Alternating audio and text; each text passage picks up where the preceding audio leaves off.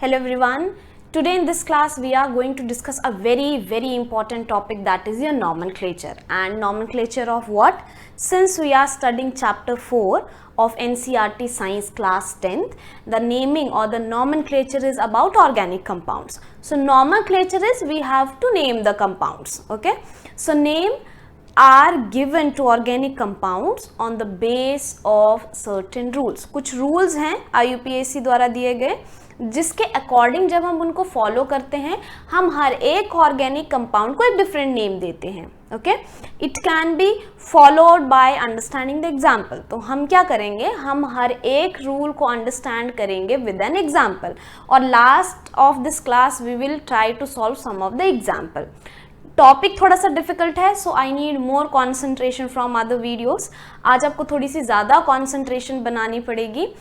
पहला काम जो हमको करना है, जब भी हम किसी ऑर्गेनिक कंपाउंड्स का नाम लिखना चाहते हैं हमें चाहिए तीन चीज़ें, और वो तीन चीज़ें क्या होती हैं? First, I need a prefix. Second, I need a root word. दूसरा, मुझे एक रूट वर्ड चाहिए. और तीसरी चीज़ जो मुझे चाहिए वो है सफिक्स. तो क्या क्या तीन चीज़ें मुझे चाहिए होती हैं? पहली चीज़ जो ऑर्गेनिक कंपाउंड्स का नाम लिखने में मुझे चाहिए वो है हमारी प्रीफिक्स. अब ये प्रीफिक्स क्या है? प्रीफिक्स वो हैं जो जनरली नाम से पहले आते हैं. तो जो सबसे पहले के नेम में आएंगे या सबसे पहले के जो लेटर्स होंगे या वर्ड्स होंगे उनको हम कहेंगे प्रीफिक्सेस. सेंटर जो आपका कोर है, जो कार्बन एटम के ऊपर डिपेंड करता है, that is your root word. और सफिक्स जो नाम के एंड में आते हैं. So I need prefixes, root word and suffixes. अब मुझे ये पता करना पड़ेगा कि प्रीफिक्सेस हैं तो वो किस पे डिपेंड होंगे. कुछ तो होगा जिससे मुझे पता लगे कि प्रीफिक्स क्या है. तो वो क्या है? सबसे पहले हम बात कर लेते हैं रूट वर्ड की. अगर हमें रूट वर्ड समझ आ गया तो हम प्रीफिक्सेस और सफिक्सेस बड़े ही ईजी वे से ढूंढ सकते हैं. ओके, रूट वर्ड क्या है? रूट वर्ड डिपेंड करता है ऑन नंबर ऑफ कार्बन, कि जितने कार्बन उस हिसाब से हम रूट वर्ड बनाते हैं. अब ये कार्बन कहाँ होने चाहिए? ये कार्बन होने चाहिए हमारी प्रिंसिपल चेन में. ये कार्बन होने चाहिए हमारी प्रिंसिपल चेन में. अब प्रिंसिपल चेन का मतलब यहाँ पे क्या है? जब भी हमें कोई ऑर्गेनिक कंपाउंड दिया जाता है, पहला रूल, क्योंकि अब हम यहाँ तक पहुँच गए, तो पहला रूल नेमिंग का क्या है कि वी नंबर्स द कार्बन.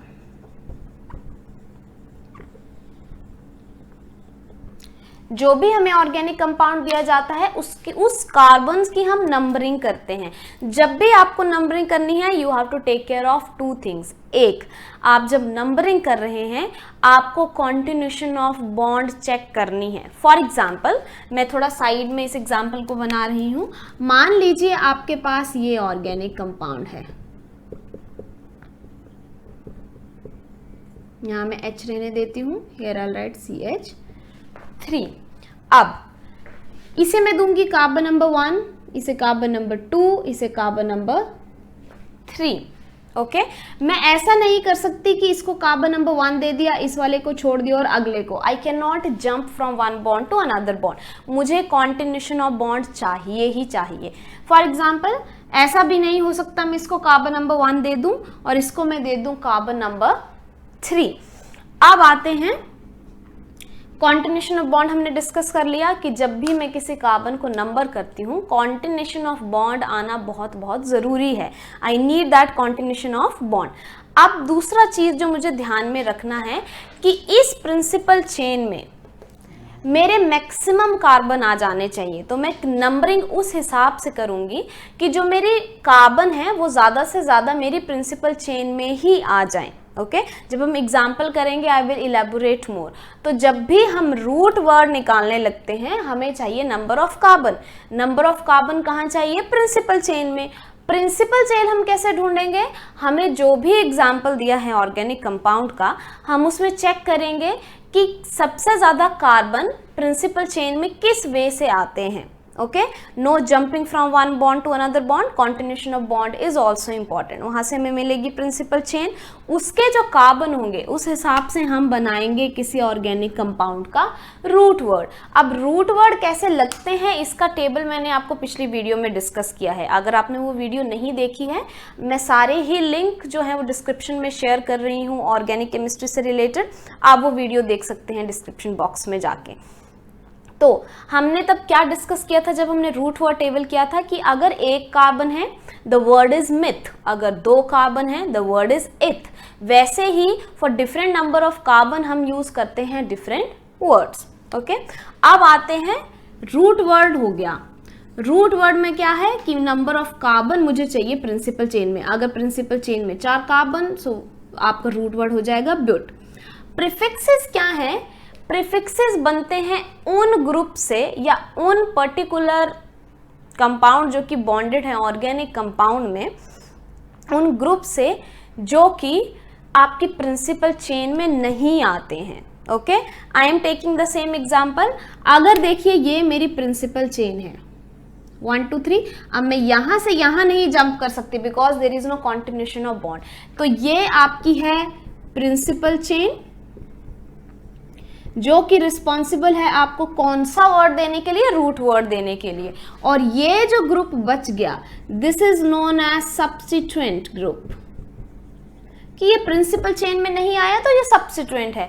और सब्स्टिट्यूएंट ग्रुप आपके बनाते हैं आपका प्रीफिक्स।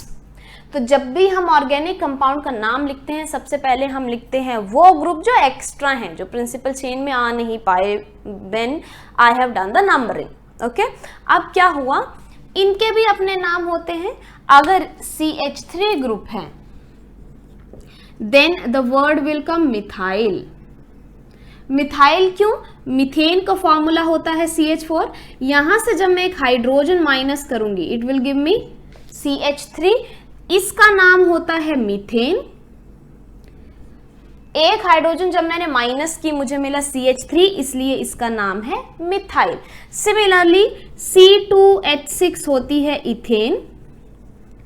जब ये सब्स्टिट्यूएंट ग्रुप एक्ट करेगा, एक हाइड्रोजन निकाल दीजिए, ये हो जाएगा C2H5, so the group will be known as ethyl group. Okay, so इस तरह हमारे प्रीफिक्सेस मिल गए हमें। What about the suffix? 2 चीजें मिल गई, तीसरी बाकी है। सिफिक्स वो सब्सटेंस हैं जो रिस्पॉन्सिबल होते हैं ड्यू टू बॉन्डिंग और फंक्शनल ग्रुप।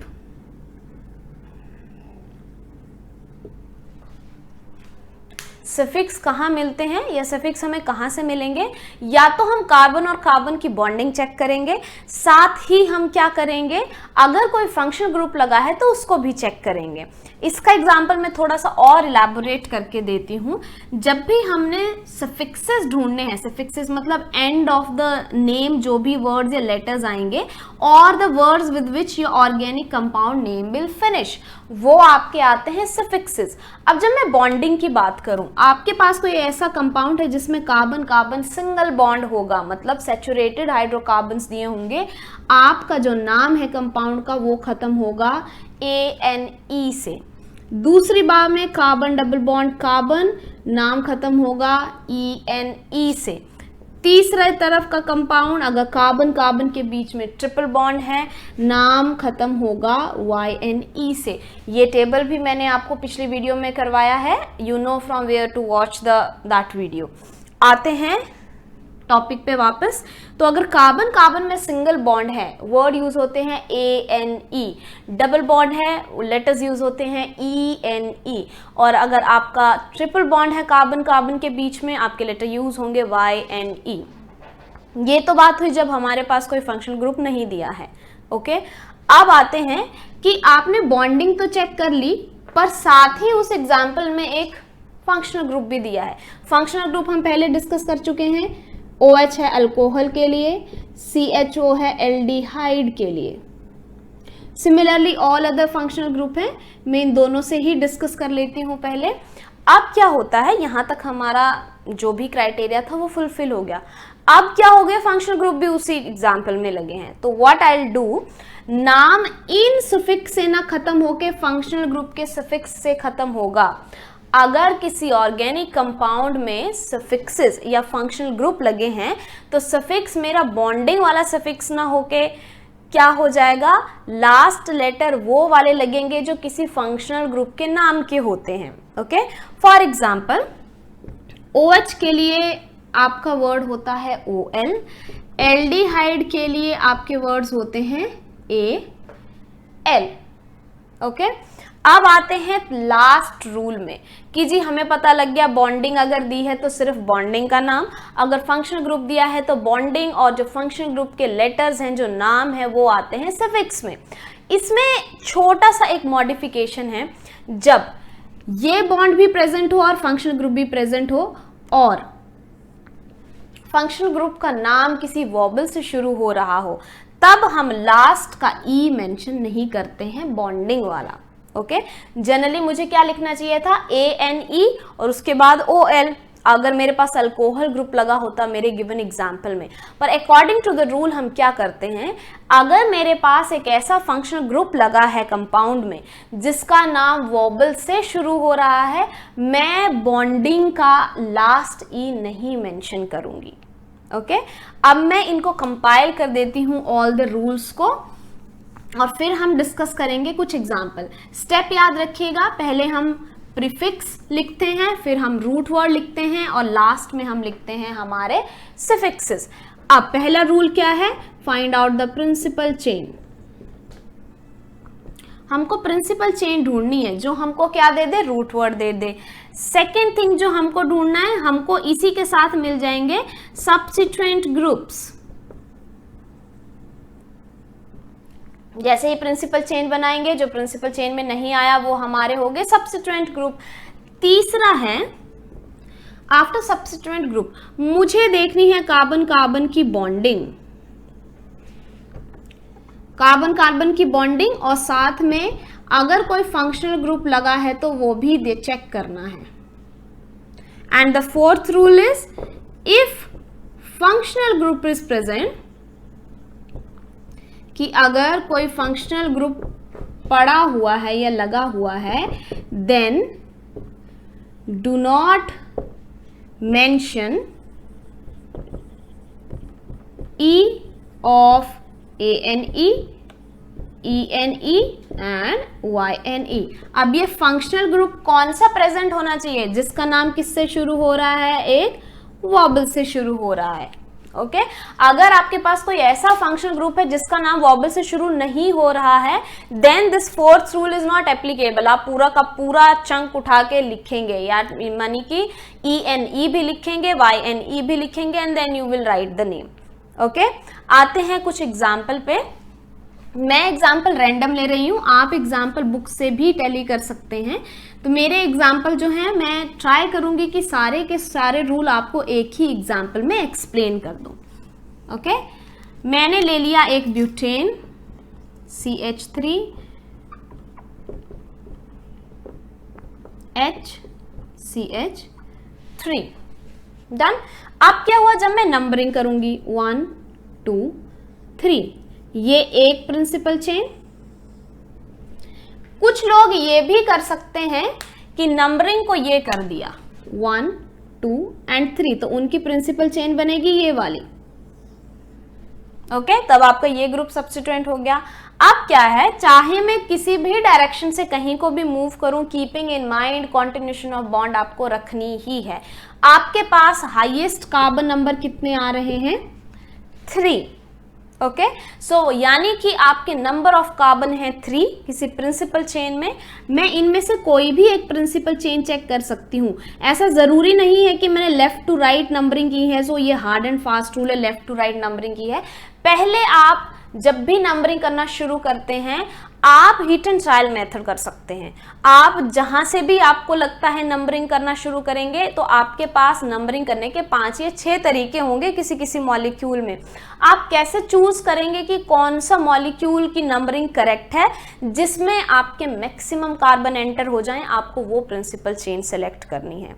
ओके इस केस में मैं दो बार मैंने करके देख लिया, इधर लेफ्ट टू राइट करके देख लीजिए तब भी कार्बन नंबर 3 आएंगे, राइट टू लेफ्ट करके देख लीजिए तब भी कार्बन नंबर 3 आएंगे, here to here carbon number 3, मतलब कोई भी रिप्रेजेंटेशन से या कोई भी नंबरिंग से मेरे पास कार्बन नंबर 3 ही आने हैं। तो मेरा रूट वर्ड क्या हो गया यहाँ पे, रूट वर्ड, क्योंकि कार्बन नंबर 3 है तो रूट वर्ड हो गया प्रॉप। डन। उसके बाद है, जब मैंने ये कर लिया अब मेरे को ढूंढना है प्रीफिक्स। सेकेंड रूल यही था। प्रीफिक्स इसमें क्या है, सब्स्टिट्यूएंट। ये आ गया मेरा प्रीफिक्स। अब प्रीफिक्स जब हम लिखते हैं हम उसकी पोजीशन भी मेंशन करते हैं कि वो किस वाले कार्बन पे अटैच है। एग्जाम्पल, यहां पे ये ग्रुप पूरा प्रीफिक्स है पर ये कार्बन नंबर किस पे अटैच है, कार्बन नंबर 2, तो ये आ गया 2 हाइफन कौन सा प्रीफिक्स है, मिथाइल। तो ध्यान में रखिएगा जब भी आप किसी कंपाउंड में प्रीफिक्स लिखते हैं आपको मेंशन करनी ही पड़ेगी उसकी पोजीशन। अगर वो कार्बन नंबर 1 में है तो 2 की जगह 1 आएगा, अगर कार्बन नंबर 3 में प्रीफिक्स लगा है तो 2 की जगह 3 पोजीशन आएगी। अब बचता है मेरे पास सफिक्स। अब सफिक्स क्या होगा, फंक्शनल ग्रुप कोई नहीं है, कार्बन कार्बन में सिंगल बॉन्ड है, मेरा सफिक्स हो गया ANE। कंपाउंड का नाम होगा, पहले लिखते हैं रूट वर्ड 2 मिथाइल प्रोपेन। अब ये हाइफन मैंने खुद से नहीं लगाया, it is a rule according to IUPAC कि जब भी आप नंबर के बाद वर्ड्स लिखते हैं you have to put hyphen. अगर आपके पास 2 सब्स्टिट्यूएंट है, मान लो 2 पोजीशन डिफरेंट, 2 पोजीशन है और उसमें 2 डिफरेंट सब्स्टिट्यूएंट लगे हैं, 2 नंबर के बीच में आता है कॉमा जब भी आप ऑर्गेनिक कंपाउंड का नाम लिखते हैं। अब आते हैं 4th रूल के ट्राई में, मैं यहीं पे चेंज कर रही हूं, ओके थोड़ा सा रब कर रही हूं इसी एग्जाम्पल को, थोड़ा सा इसको मॉडिफाई करेंगे। अब यहां पे मैं CH3 ना लेके ले रही हूं CH2 और यहां पे मैंने लगा दिया एक फंक्शनल ग्रुप, ठीक है। यहां पे H ही रहेगा क्योंकि हर कार्बन के 4 बॉन्ड कंप्लीट होने चाहिए। अब क्या हुआ, जैसे ही मैंने ये लगाया, अब यहां से यहां माने कि अगर इसको 1 2 3 कर देंगे, क्योंकि हम कार्बन नंबर ही नंबर कर रहे हैं, do not keep start numbering OH। मैंने स्टार्टिंग में ही कहा था कि आपको नंबरिंग सिर्फ किसकी देनी है, कार्बन की, फंक्शनल ग्रुप में कोई नंबरिंग नहीं आती है, ओके। अब क्या है, जब मैं लेफ्ट टू राइट मूव की, वो कार्बन जिसके साथ फंक्शनल ग्रुप लगा है उसके पास आया नंबर 3। लेट्स डू ऑपोजिट, इसको कार्बन नंबर 1 दे दीजिए, इसको कार्बन नंबर 2, इसको कार्बन नंबर 3। तो जब मैं राइट टू लेफ्ट मूव कर रही हूं, वो कार्बन जिसके पास फंक्शनल ग्रुप है उसके पास नंबर आ रहा है 1। अब फिर से कंफ्यूजन, कौन सा वाला रूल फॉलो होगा, तो अगला रूल ये है कि जब भी आपके पास एक फंक्शनल ग्रुप दिया होता है वो जिस भी कार्बन से अटैच है आपको मेक श्योर करना है कि उस कार्बन को लीस्ट नंबर जाए। Okay, I repeat my self again, जिस भी कार्बन के साथ फंक्शनल ग्रुप जुड़े होते हैं, जब भी हम प्रिंसिपल चेन बनाते हैं या ढूंढते हैं या नंबरिंग करते हैं, हम मेक श्योर करते हैं कि जिस कार्बन के पास फंक्शनल ग्रुप है उसको लीस्ट नंबर मिले। तो मेरी लेफ्ट टू राइट रिप्रेजेंटेशन इसमें एक गलत नंबरिंग होगी and right to left would be correct. अब सब कुछ सेम रहा, ये मेरी प्रिंसिपल चेन, तो वर्ड आ गया प्रॉप, क्योंकि 3 ही कार्बन है, 1 2 एंड 3। प्रीफिक्स 2 मिथाइल प्रीफिक्स है, सफिक्स बॉन्ड ये है ANE, पर साथ में सफिक्स के साथ में अब क्या है, एक functional group. OH alcoholic group है इसलिए इसका नाम होता है OL। तो इसके बाद यहां पर मुझे क्या लिखना है, OL, बट फंक्शनल ग्रुप का नाम एक वर्बल से शुरू हो रहा है, so I will not mention this E और आपका नाम हो जाएगा 2 मिथाइल प्रोपेनोल। ओके, अब यहां पे भी ये फंक्शनल ग्रुप पोजीशन नंबर 1 में प्रेजेंट है इसलिए मैंने यहां पोजीशन नहीं ली, अदरवाइज आफ्टर AN मुझे फिर से हाइफन लगाना पड़ेगा अगर ये फंक्शनल ग्रुप कार्बन नंबर 2 पे प्रेजेंट होता by chance, so then I will mention position 2 and then I will write ol. मैं बहुत ही बेसिक रूल्स बता रही हूँ ऑर्गेनिक केमिस्ट्री की नेमिंग के, क्योंकि आपकी बुक में बहुत कॉम्प्लिकेट करके ये टॉपिक नहीं दिया है। It is just a introductory topic. अगर आपको बहुत ज़्यादा पढ़ना है या इन डिटेल पढ़ना है इस टॉपिक के बारे में, you can comment down below. मैं एक सेपरेट वीडियो बनाऊंगी about the extended rule and different examples.